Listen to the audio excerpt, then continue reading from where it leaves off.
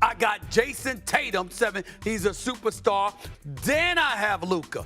I understand how sensational Luka is offensively. Right. That brother don't think about stopping the cold. Of all those guys I mentioned, who you taking? A lot of people would say Luka. I'm going to say Jason Tatum. It's a very, very tough question. I don't blame y'all for having a tough time with it because I know that I did. But I'm going to go with Jason Tatum, believe it or not. How many times do we have to teach you this lesson, old man? I love the young people. So as you guys know, the NBA Finals, it's quickly approaching, and the Dallas Mavericks, of course, are playing the Boston Celtics. And with this matchup, Boston versus Dallas, Tatum versus Doncic, a lot of hot takes and debates being had about which of these players has had a better overall career. And looking at our ESPN cast, Shannon Sharp, McNutt, and Stephen A. Smith. Now, just take a quick guess. Who do you think picked Tatum, and who do you think picked Luka?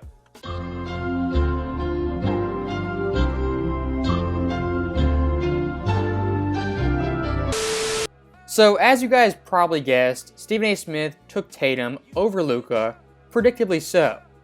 But I'm going to go with Jason Tatum, believe it or not. Here's a couple things. Luka's been in the league for 6 years. He's missed the playoffs twice. And he's been bounced out in the first round twice. So 4 to 6 years, he either hasn't gotten past the first round or hasn't made it to the first round at all. The two other times, it was a conference finals appearance, and now this is his first NBA finals appearance. So, stopping right there is Stephen A. Smith's opening argument. It's more so about team success, the Celtics versus the Mavericks, than Luka versus Tatum and their actual accolades and accomplishments. And look, most times when debating two players, championships, the actual hardware, it matters immensely. But right here you're debating two players who aren't even 30 years old yet and are both ringless. And as far as I'm concerned, Tatum making the finals 2 years ago and then again this year, you don't get a second place trophy or a bear in the Boston Garden for losing in the NBA Finals. And one thing Stephen A. Smith just flat out ignores is the Mavericks in 2018 versus the Celtics in 2017. As the team Luka was drafted to in their previous 2 seasons, 24 wins and 33 wins. The Mavs team Luka went to, they had won a playoff series since 2011. And Luka's biggest obstacle, of course, as a young NBA player trying to win championships, make deep playoff runs, was playing in the Western Conference. And the West in the late 2010s, especially the early 2020s. By far the more competitive conference, the deeper conference, with the better teams on average. Now, looking at Jason Tatum, the Boston team he went to in their 2 previous years had won 50 plus games and 48 games.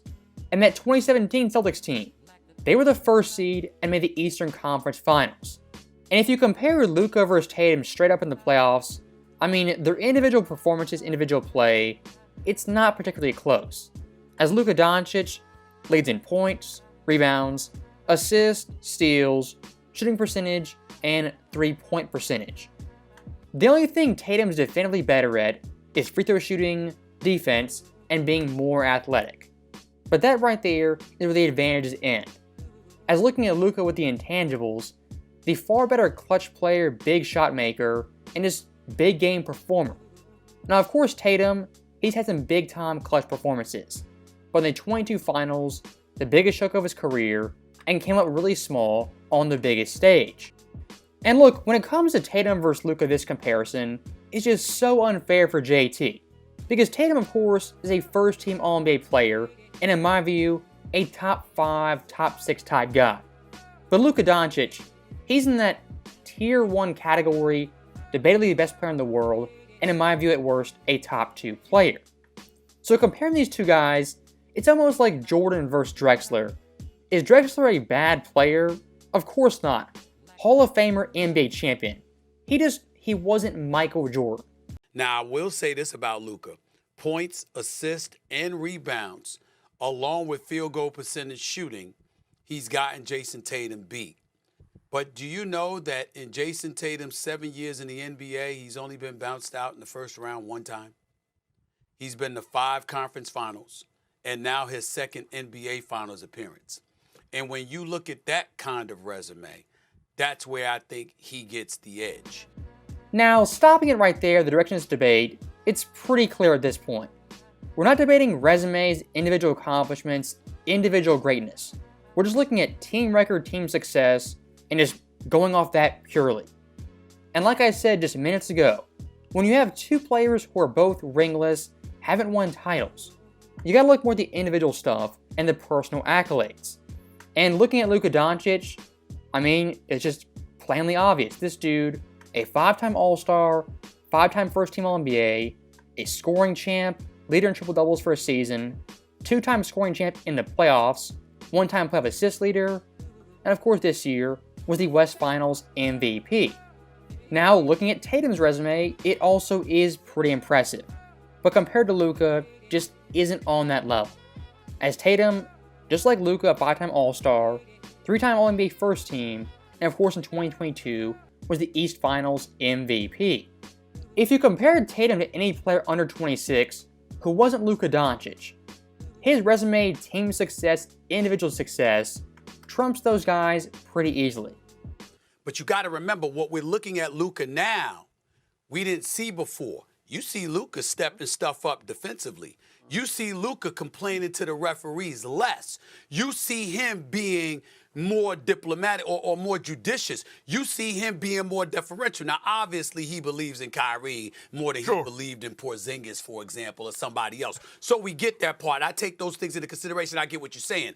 But I'm just saying, looking at him in a vacuum, not really paying that much attention to why he may have been the way that he was. And that's not to say it was all bad, because Luka was great. He averaged 21 points as a rookie, for crying out loud.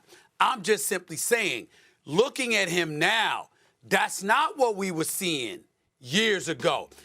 So Stephen A. Smith, for once in his life, gave Luka Doncic props, saying he's a better defender, he's more unselfish, and his all-around game, he's more polished. But where he loses me is saying, quote, "We didn't see this coming."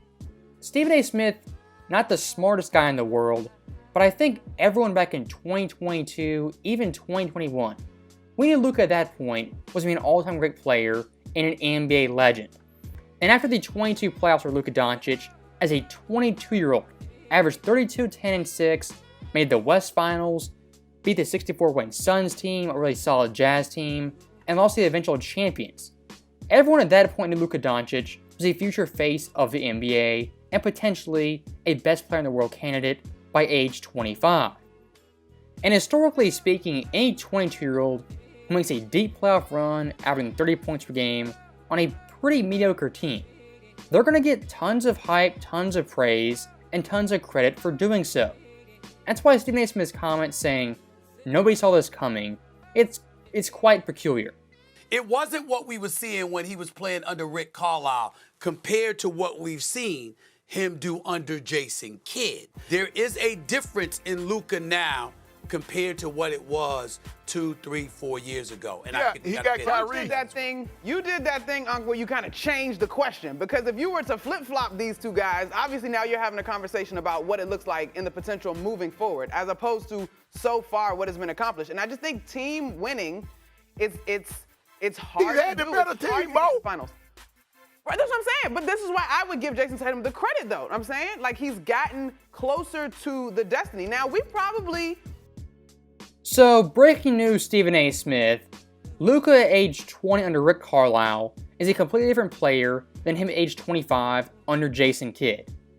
It's almost like any great player, semi-great player, gets better over a 5-year stretch.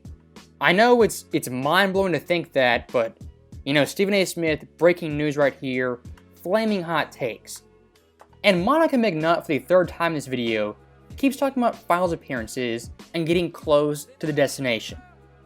Monica McNutt, you don't get a silver trophy, a bronze medal, or a banner hung for being second place, third place, or fourth place.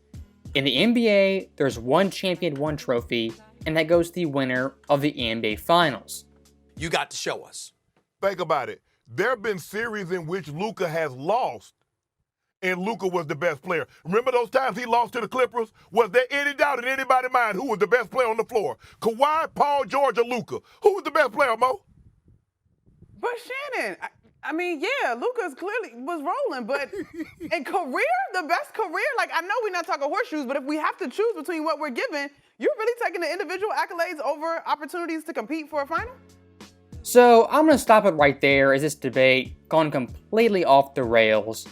And really from the jump, it's a debate not even worth having.